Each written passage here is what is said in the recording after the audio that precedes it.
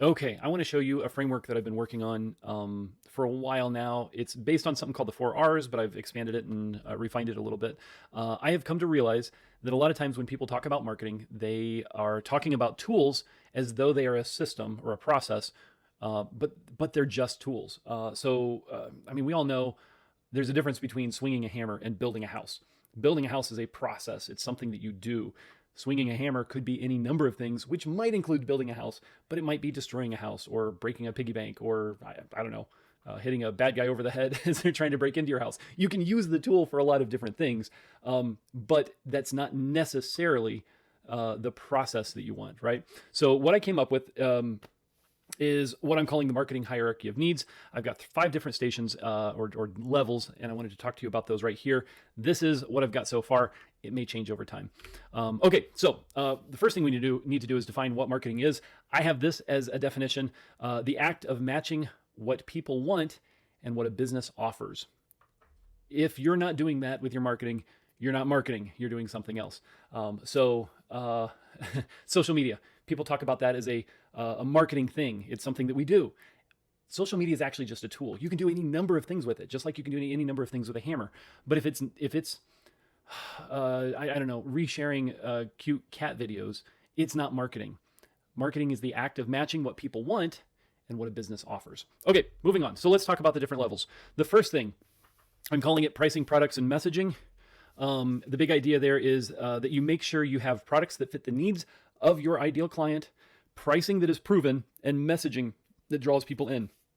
The trick, though, is that level there isn't actually marketing. It's more like a prerequisite. If you don't have these things, you can't do marketing well. But I put it in my hierarchy of needs because I think it's a really important foundational thing. You've got to know how to talk about what you do. You've got to have products that connect with people, and you've got to have pricing that actually makes sense for people. Over here, I put a couple of things. You should know your customer. You should craft your offer in this stage. You should have appropriate pricing and communicate clearly. Some areas where you can do that. So you can create customer avatars, real or assumed image of who your ideal client. That's a customer avatar.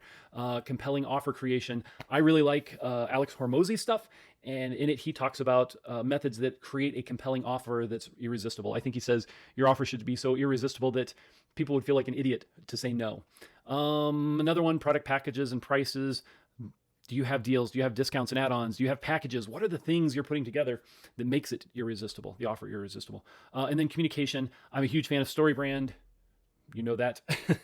So messaging, it's the foundation of all the marketing stuff.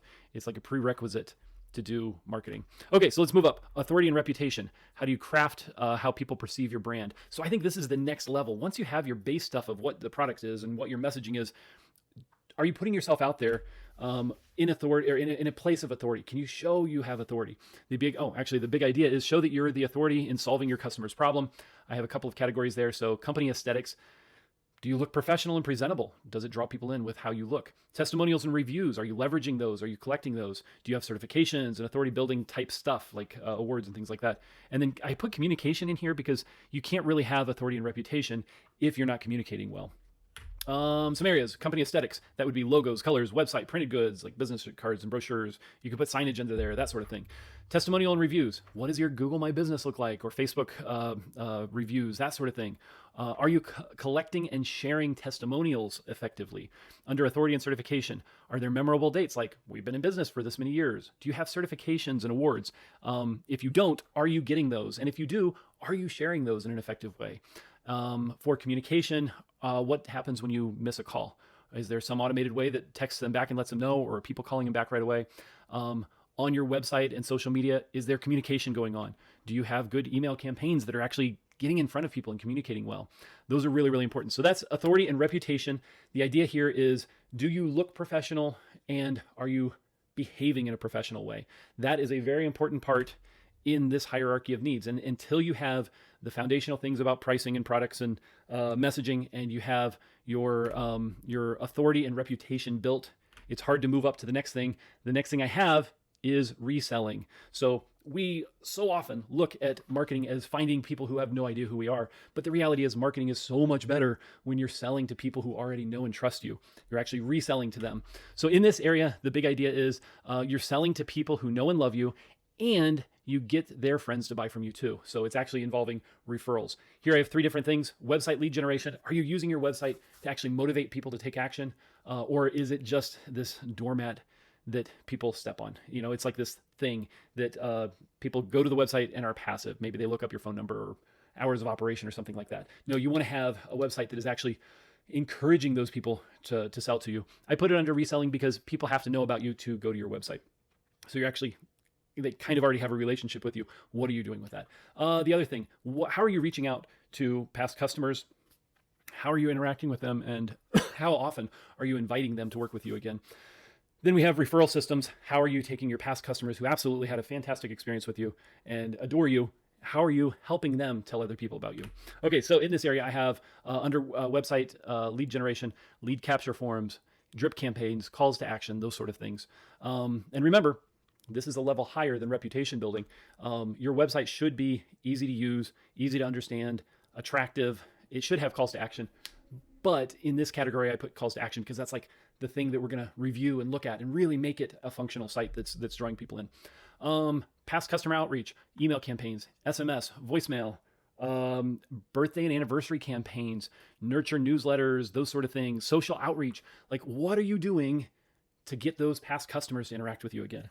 And then the last part is referral. So do you have review gating set up? Do you have testimonials, like a way for people to easily put that out there? And then same with referrals. Do you have an easy way for that to happen? So that's reselling. I actually think this is probably the most important category in all of my hierarchy of needs, because more people buy based on testimonial and referral than anything else. And it is, well, I'll get into that. The next part, creation of new leads. This category is what most marketers go to. It's one of the hardest categories. It's probably the hardest category because you have to reach out to people who have no idea who you are, and that can be very expensive, and it can also have a very low ROI because people are bombarded with new ads all the time. So let's talk about this category really quick. The idea here is that you find people who don't already know you and make them new leads or turn them into new leads or customers. So I have 4 categories here: ad platforms, Google, Facebook, Meta, that sort of thing. Cold campaigns. That's the idea of sending unsolicited communication to a list of people who don't already know you. Mass market advertising, and social platform development. And you'll notice I put social media or social platform in most of these categories because it's a tool that you can use in a bunch of different ways. But I think it's important to understand what the intent is when you're using that tool. Okay, so for ad platforms, Google Ads, Facebook, Meta Ads, TikTok, and other social media platforms. LinkedIn could be one of those, right? So you're actually paying money to get in front of strangers with ads. Cold campaigns, you can email to cold list. You like buy a list of potential clients, and then you send a cold email. You can send unsolicited SMS and voicemail. I am not a fan of this category. I think you can do it well and you can do it ethically, but a lot of people don't, and it can get icky really fast. So that whole area makes me nervous. Mass market advertising, very common. Billboards, TV, radio, mailers, all the stuff that politicians do, right? Can be effective, can also be really expensive, and your ROI is going to be really, really small. So you're going to be marketing to this huge audience. You're only going to get a little sliver of people who are actually interested. Social platform development. Are you putting YouTube videos out there, social media posts, blogs, those sort of things where you're throwing it out there, you're catching their attention and building a relationship with them? Again, a lot of marketers try to do stuff like this. Unless you're really intentional, it can be a huge waste of time.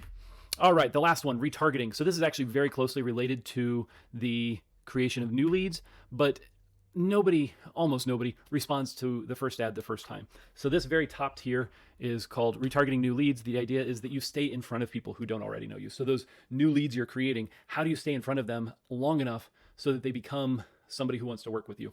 I have 4 things here: ad platforms, funnel development, direct communication, and social campaigns. Ad platforms, that's pixel tracking, that's retargeting, that's like trying to find that person who saw one of your ads and make sure they see it over and over and over until they reach out to you. Funnel development, how do you create these things where once a person puts in their email address or sees an ad or something, how do you systematically move them to where they're going to reach out to you? CRM development and maintenance, that's this whole idea of getting contacts in and into a system where you can track where they're at in their relationship with you. Direct communication, email drip campaigns, SMS campaigns, mailings. It's just this idea of getting in front of them all the time with whatever tools you have. Social media, there it is again, social campaigns. I did drop in here entertainment versus education. When you're trying to retarget a cold audience who doesn't really know you, you really only have two options. Are you going to entertain them until they reach out to you, or are you going to educate them until they reach out to you? You can do both, but really there's two primary categories. So that is the marketing hierarchy of needs that I've got. I'm a firm believer that you can't start from number 5 and work your way to number 1. You have to start at number 1. Once that's in a good spot, then you go to 2, then you go to 3, 4, 5. I actually think you could probably go 1, 2, 3 and be pretty good with your marketing and never go to the creation of new leads and retargeting. If you're just starting out, that gets a little trickier because you don't have a huge audience. But anyway, this is the marketing hierarchy of needs. It's the theory I'm working off right now. I'm curious to see what you think. Let me know.